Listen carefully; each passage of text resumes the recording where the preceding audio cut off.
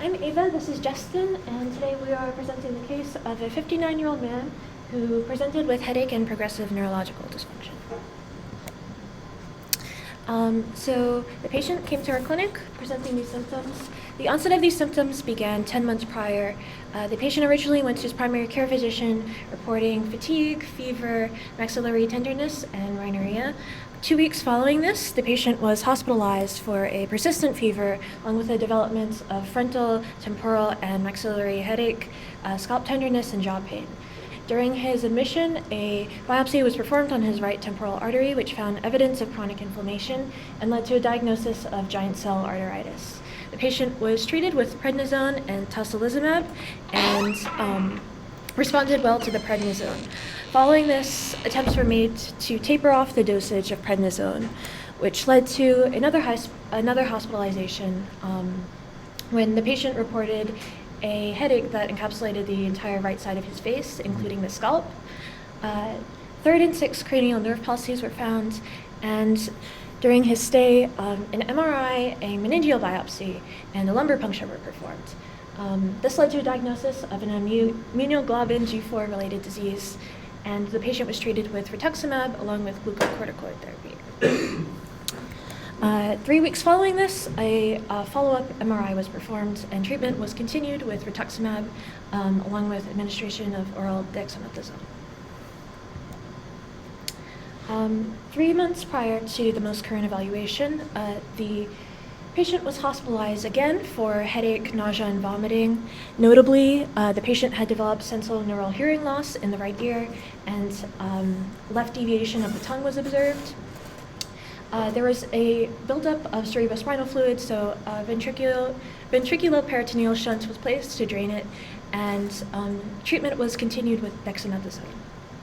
3 weeks following this, the patient was hospitalized for a streptococcal infection. So the patient has a history of migraines, hypertension, and is heterozygous for a factor V Leiden mutation, which is a clotting factor, so a mutation increases the likelihood of thrombosis.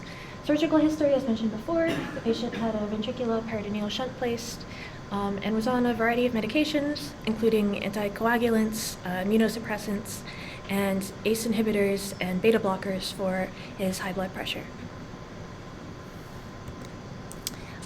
So this is the most recent physical exam that was completed on the most current evaluation.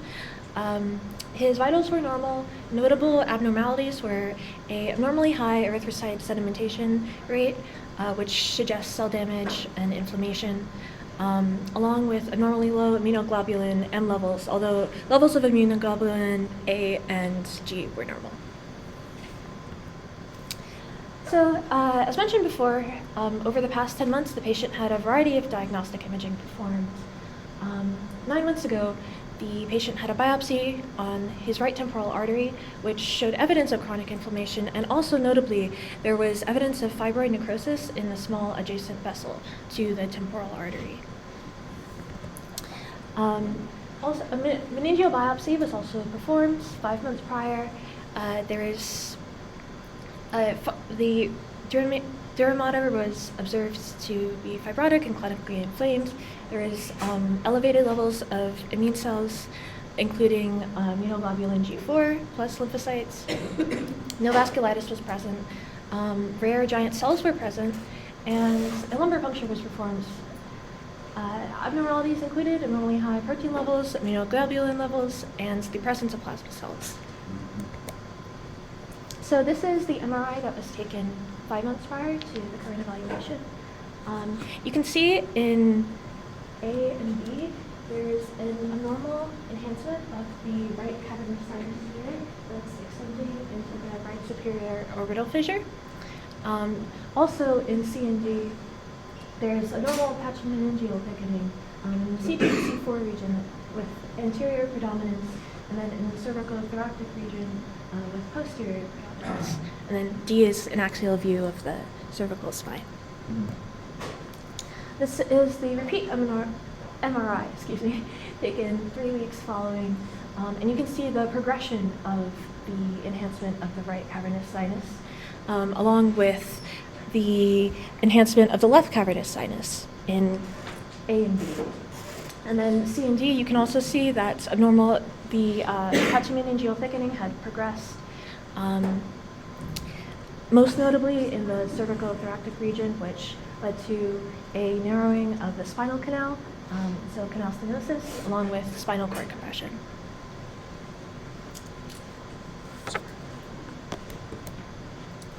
So based on the MRIs, it was clear to doctors that this patient was experiencing pachymeningitis, which is a rare disorder that causes thickening of the dura mater of the brain and the spinal cord.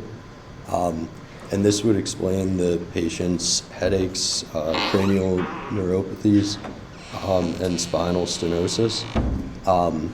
But this condition can arise from a variety of different causes, including arthritis, cancer, tuberculosis, or a couple other things. So further examination was required in order to determine the root cause of the pachymeningitis. So the first cause that was proposed was giant cell arteritis. And this condition is characterized by inflammation of arteries in the head, and it usually impacts the arteries found near the temples, like shown in the picture there. This condition should respond to tocilizumab, which is an immunosuppressive drug often used for arthritis, and prednisone, which is a steroid for inflammation. But after lowering the patient's prednisone dose, he reported severe continued migraines, so it was clear that this wasn't the proper diagnosis. So the next differential diagnosis proposed was IgG4 related disease. And this condition is an autoimmune inflammatory disease that can affect any organ system, as shown in the image there. So the severity of the patient's inflammatory presentation was unusual for IgG4 related disease. And this patient was treated with 2 doses of rituximab, which is usually used to treat non-Hodgkin's lymphoma by stopping the growth of cancer cells, and it's also sometimes used for arthritis by reducing joint pain and swelling. And he was also treated with oral dexamethasone, which is another steroid for inflammation, and general glucocorticoid therapy. But 2 months later, he was also experiencing continued headaches, nausea, and vomiting. And that's when he experienced the sensory neural hearing loss in the right ear and the left deviation of the tongue. So that's when the ventriculoperitoneal shunt was placed, and the treatment with dexamethasone was continued.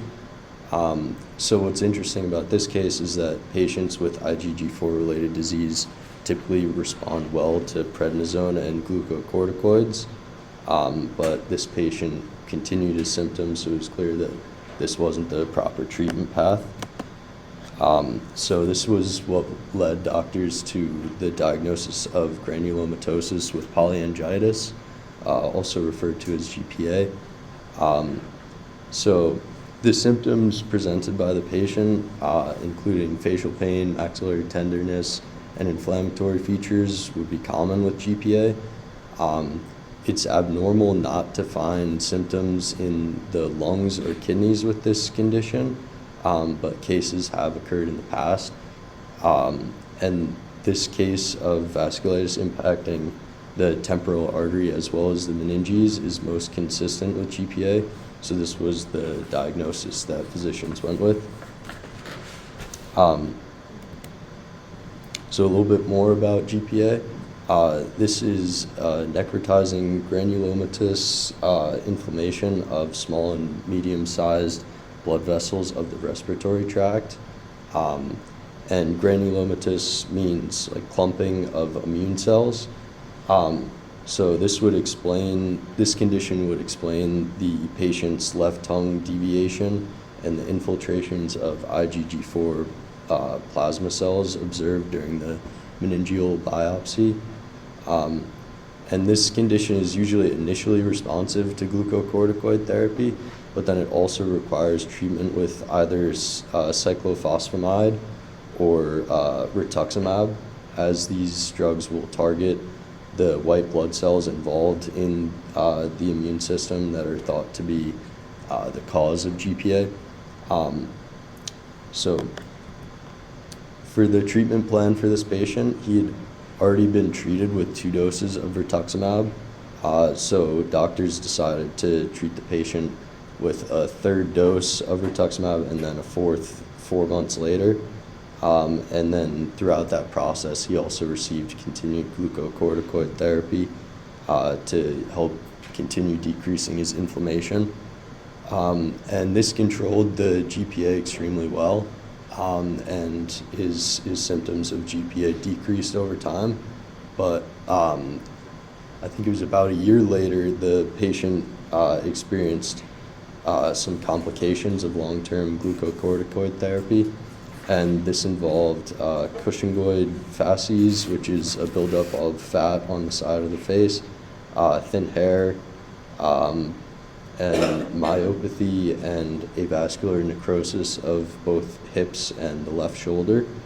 So these adverse effects occur mainly due to the way glucocorticoids impact the hypothalamic pituitary adrenal axis, or the HPA axis. And there's an image here kind of showing the pathway of how glucocorticoids impact the HPA axis. And they mainly work by suppressing the secretion of adrenocorticotropic hormone and corticotropin-releasing hormone. And this, over time, causes adrenal atrophy and the host of negative side effects pictured in the photo on the right. That's all. Thank you. Thank you.